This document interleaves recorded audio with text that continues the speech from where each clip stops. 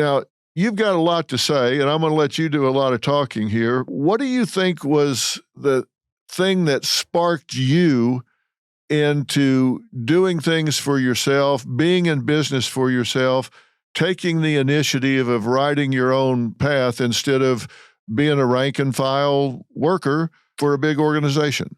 That's a great question. And again, it's great to be on with you. For me, when I was in high school, I had a 1.8 GPA high school. So I wasn't a kid that was going to go college, I didn't have the grades for it. I was great in math. I was great in pre-calculus, math analysis, but everything else, my parents were going through divorces. There was a lot of inconsistency. I just wanted to get away from LA. I went into the military. I learned hard work in the military and camaraderie. I learned hard work from my dad, who worked at a 99-cent store in Inglewood right next to Great Western Forum for many years. And then when I got out of the military, I wanted to be Mr. Olympia. I said, I'm going to be the next Arnold. And I went to Mr. Olympia to meet the guys and kind of learn what the lifestyle was like. And then I realized it's not going to be for me. I'm 6'4".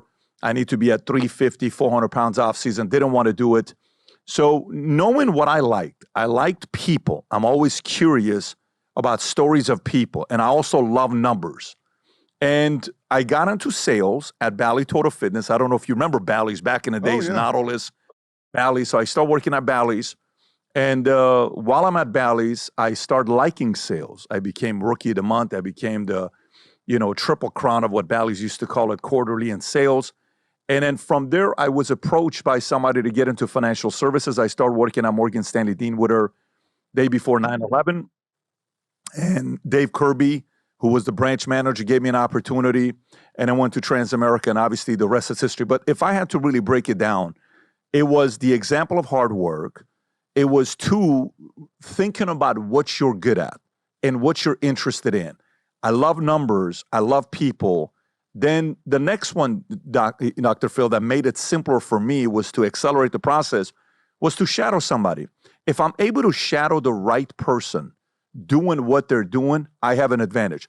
If I work with you for 2, 3, 4 years, all the folks in front of you, behind the camera, they're working with you, they see certain habits. They see a certain level of preparation. They see what you do before. They see what you do after. They see the questions you ask. They see how prepared you come. They see the angles you take. That's going to stick. If a person's next to you learning those things, they're going to pick up the standard. So I had the opportunity of working with a lot of great people that showed me examples of sales, follow-up, discipline, and a lot of that stuff ended up helping me out later on in my career.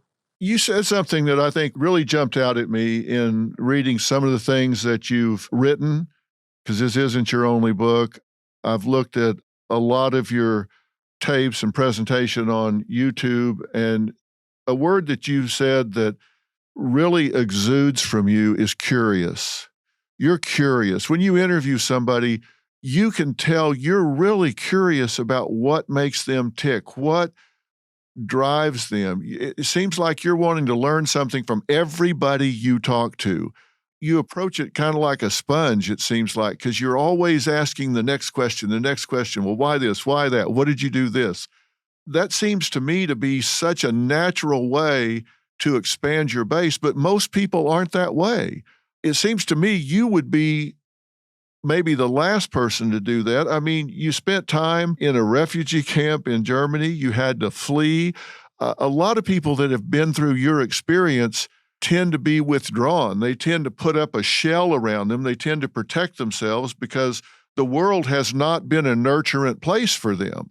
And it certainly hasn't always been nurturant from you. You and your family had to flee after Khomeini died. A lot of things went really ugly in your life, but instead of withdrawing and kind of going into an emotionally fetal position, you went the other way and started reaching out and gathering information, reaching out to people. How do you explain that? By the way, great question. And for me, I didn't get into reading books till after the military. When I got out of the military, my sister recommended me How to Win Friends and Influence People. So I read the book by Dale Carnegie. I couldn't believe it. I'm like, you got to be this great material here, right? This is phenomenal. And then my boss at Bally's, Robbie Solomon, recommended me How to Master the Art of Selling by Tommy Hopkins. And then afterwards, my third book was Rich Dad, Poor Dad. And then all of a sudden, I'm thinking to myself, these are great books. Then Norman Vincent Peale, Power of Positive Thinking, Psycho-Cybernetics, Power versus Force, and all these books, Law of Success, Think and Grow Rich. You start looking at all these books, then all of a sudden you say to yourself, you know, this is a whole different world. It's almost as if somebody put a lens. You know how you go to movies and you put those 3 glasses on and you see certain things that a person without 3D doesn't see? That's what the world of reading and books did to me. I'm a guy that got out not knowing what I wanted to do, and then I saw what was possible, and that was a beautiful thing. In regards to curiosity, you know, we know our story. You know your story. You probably, you know, when you go to dinner and you're meeting a couple for the first time, you and your wife, them and their wives, and you've probably have told the story. How did you meet your wife? I don't know how many times we've told that story, right? Right. I already know the story. And she's going to say, you say it better. No, you say it, babe. But the story that's the most exciting for us to hear is the other person's story, because we've never heard that before. Kind of like, oh, wow, that's how you guys met? Yes, we met that way. Wow, that's pretty interesting. So she approached you? She did. No way. Is it true? That's not true. He approached me, but then afterwards I asked him out to coffee and like, wow, it's a pretty cool story.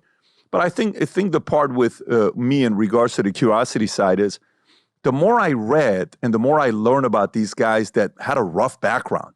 You know, sometimes when you sit down with comedians and you see the best comedians, the best of the best, Kevin Hart's, the Rogans, the Chappelle's, you know, you go through their upbringing and then you'll realize a pattern of a very, very difficult life where they had to use humor to kind of lower the temperature of how bad things were in life.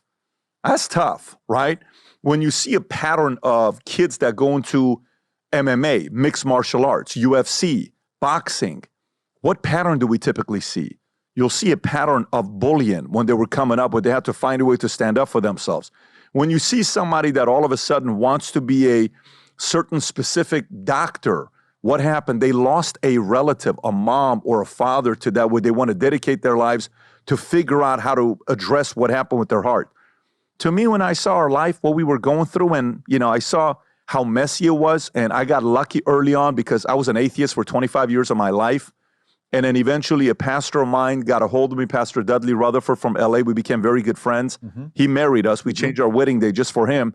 And then I noticed, I'm like, you know what? If I'm going to risk on there being a man upstairs that's with me versus being so skeptical and thinking about it from the mathematical standpoint, I'm going to bank on there being faith. And then once that happened, weight was lifted off your back, that you're not going through this process by yourself. Somebody's there with you. That's what helped me at the beginning stages of my 20s. You talk about all the books that you read early on, and a lot of people that do that come out with a vocabulary of one bumper sticker after another. You know, they get one bit of information and they spew that out, and it's like one bumper sticker after another. A lot of people that go through rehab, you know, they don't really get it, but they learn rehab speak, and they'll spew that at you, but they don't really think about what's behind it. And you can tell those that really get it and those who just have the speak. It seemed like to me, as I've read the things that you've written, I've heard the things that you say, you kind of use that as priming the pump and went much deeper. In fact, one of the key things you talk about is that you really need to master knowing yourself, understanding your desires and core values. And that sounds maybe, I don't know, pretty easy or pretty simple, but that's a lifelong journey. And that target is a moving target. It's so important. When I was reading what you had to say about that in your next 5 moves, I thought about how tragic it is if you spend your life becoming the best accountant that ever was, the best doctor that ever was, the best carpenter that ever was, only to find out that that wasn't what you wanted to do. You became the best doctor or carpenter or dentist or whatever, and you get to the end of your life and say, yeah, I really mastered that, but that wasn't me. That wasn't my passion. That isn't what I wanted to do. And that's really tragic if somebody spends their life mastering something they don't want to do because they never really learned who they were or what they really wanted to do. And you seem to have figured that out. You figured out who you are and what you really want to do. Yeah, it's such a tough question. And I'll share with you why. Because, I was with Tony Robbins last week at his place. We're sitting there having a conversation together. And I remember going to my first Tony Robbins event at 21 years old. Or you read the book, Live with Passion, right? And you'll hear people talking about pursue your passion, pursue your passion, pursue your passion. And although that's a great counsel and feedback, at least in my opinion, sometimes you have to be able to, balance, not necessarily balance, but juggle two ideas at the same time simultaneously. And here's what I mean by it. If I were to say my passion early in my 20s and go pursue it, okay, I love collectible cards.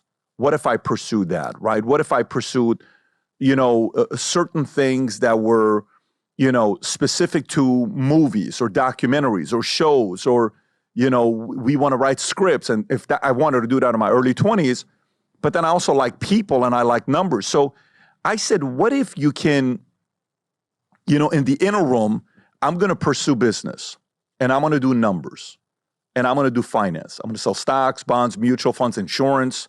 I'm going to build a book of business. I'm going to build an agency. While I know that I have interest in politics per se, or I have interest in philosophy, or I have interest in content creation. And then eventually there will come a time, the opportunity will arrive, because sometimes it's also about sequencing where we're doing things out of order. Sometimes we hurry things up and we break things if we're trying to do it out of whack. But this doesn't mean it applies to everybody. Everybody has a different story and a different journey on how they go about it. But for me, the moment I sat there one day, I'm at Matador Beach in right by Malibu, it's right by Zuma, and I'm out there, I'm getting a hold of these questions. I start going through these questions one by one on Sunday, and I'm answering these questions, and I'm like, who do you get along with? Who do you not get along with? Is there a pattern of the people you don't get along with? Why do you not get along with those types of people? I'm like, holy shit, you know what? Why don't I get along with those types of people? Why do I get along with these types of people? Is it because these guys are easier? You know what? If I do get along with them, they're not really doing anything crazy with their lives. They're living simple lives and they're blaming everything either on the government or the military. It's all the military's fault. It's all my boss's fault. Yeah. So maybe I get along with them because they're more comfortable and it's warm and it's fuzzy. It doesn't mean it's good for me to get along with this group. And then whenever I'm around this other group, there's a certain level of tension or a little bit of pressure, and it's peer pressure, but it's the positive kind of peer pressure that you don't want to be around. But when you're around, you're like, wow, what if I do that? I can do this. What if I can improve? What if I can improve? And these are the questions I asked at an age where I'm just a regular guy trying to figure things out for myself. I said, man, we gotta kind of process these decisions a little bit better. And then the more as you're trying to go about finding yourself, your pursuits, and certain people are put into your life, that this guy introduces this person to you, and then that person introduces this to you. If you were to look at your life, most of us, if we were to look at our lives and said, you're going to be here 20 years ago, somebody said you're going to be exactly where you are today.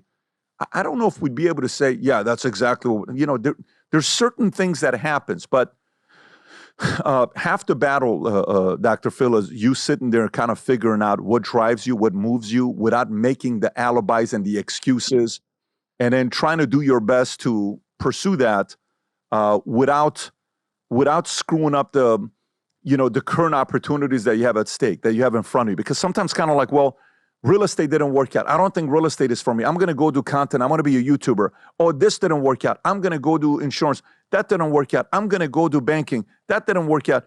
And it's not that didn't work out. Maybe it's the fact that our habits today are also not the best habits that help us win in any place. Sometimes they do, sometimes they don't. But these are tough questions to ask that most of us don't want to ask.